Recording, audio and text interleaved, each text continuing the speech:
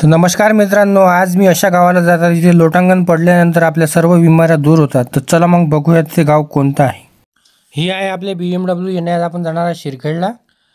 हे आहे शिंबोरा येथील नाग मंदिर. नंतर लागलं आपल्याला शिंबोरा धरण. हा आहे धरणाचा व्ह्यू.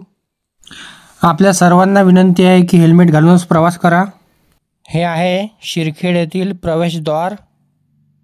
फायनली 1 तासाच्या प्रवासानंतर आपण शिरखेडला पोहोचलेलो आहे. नमस्कार मित्रांनो, आज मी आलो आहे शिरखेडला आहे नानागुरु महाराजांचा पुण्यतिथी महोत्सव. तिथे भेटले आपल्याला नवीन मित्र मंडळी. त्यांच्यासोबत एक सेल्फी काढून घेतला. हे आहे आपल्या शिरखेडचे चेतन भाऊ. पुण्यतिथी महोत्सवानिमित्त यात्रा पण भरली होती. नानागुरु महाराजांच्या पुण्यतिथी महोत्सवानिमित्त इथं लोटांगण सुरू आहे. लोटांगण घातल्यामुळे आपले सर्व आजार दूर होतात अशी मान्यता आहे.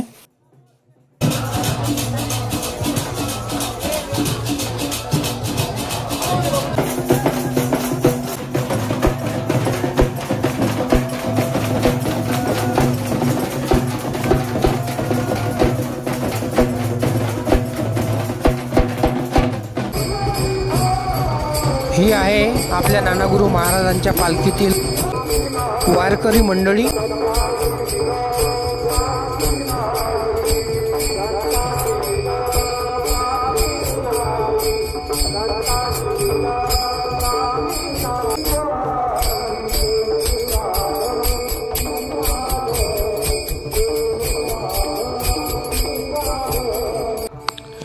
इथे करण्यात आले नानागुरु महाराजांच्या पालखीचे फुलांनी स्वागत.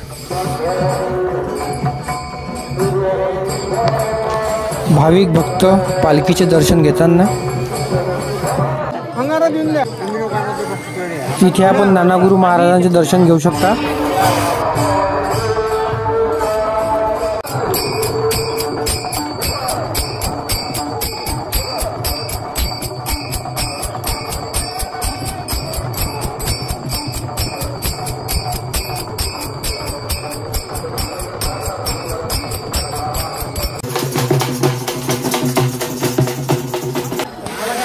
लोटांगण घालताना शिरखेड येथील भाविक भक्त.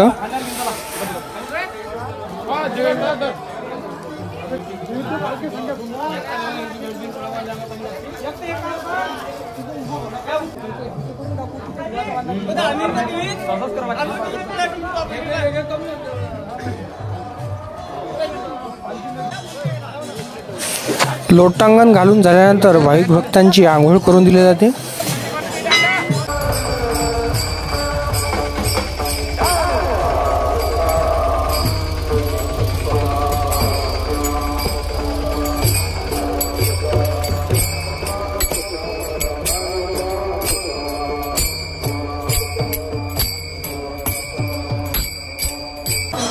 नानागुरु महाराजांच्या पुण्यतिथी महोत्सवानिमित्त इथं सुरू आहे दहीहंडी.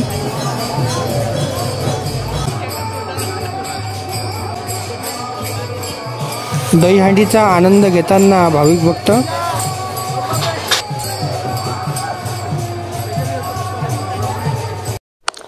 पालखीच्या स्वागतासाठी इथे 1 नंबर डेकोरेशन करण्यात आलं होतं.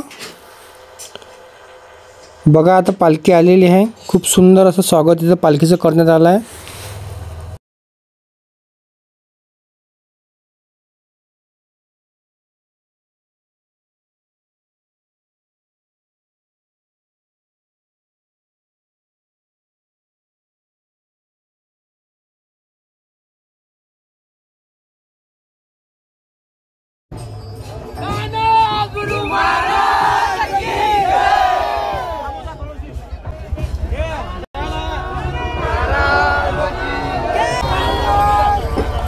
खूप सुंदर अशी नानागुरु महाराजांची आणि शिवाजी महाराजांची मूर्ती इथे ठेवण्यात आलेली होती.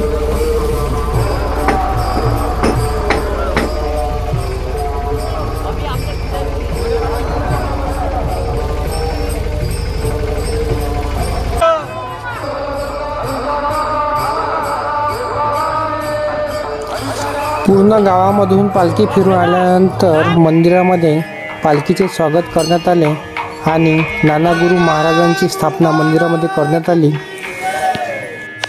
नानागुरु महाराजांचे आगमन मंदिरामध्ये झालेले आहे. आपण नानागुरु महाराजांचे दर्शन घेऊ शकता. ज्ञानगुरू महाराजांचं दर्शन घेताना भाविक भक्त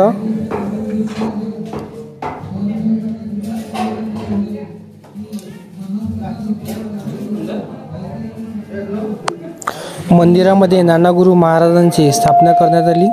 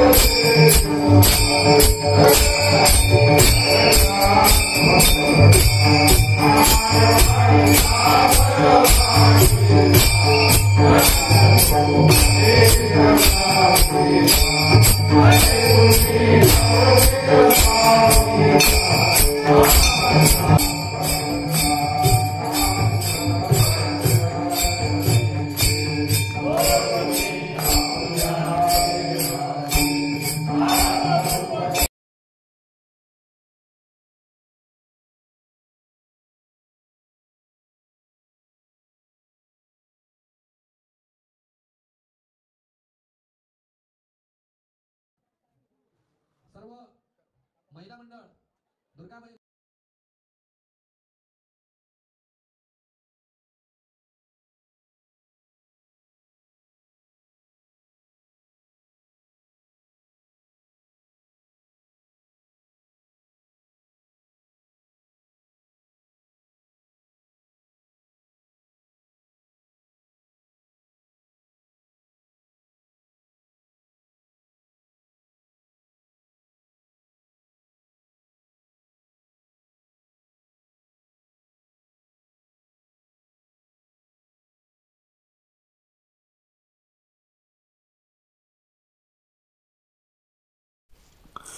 नंतर केलं जेवण. जेवायला होती मस्त डाळ भाजी पोळी भात. एक नंबर जेवण होतं. भाजी तर एकच नंबर होती. हा आहे महाप्रसादाचा व्ह्यू. कार्य करताना भाविक भक्त. नंतर आलो किचनमध्ये. किचनमध्ये कार्यकर्ते कार्य करत होते. हे बघा सिरखेडमधली मुलं खूप कामाचे आहे. कणिक भिजून राहिले इथं. इथं सुरू आहे पोळ्या करणं.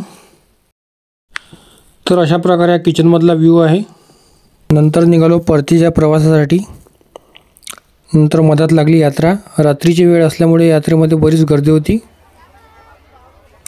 तर मग तुम्हाला आजचा आपला ब्लॉग कसा वाटला? आवडला तर आपल्या पेजला फॉलो करा, लाईक करा, शेअर करा, कमेंट करा.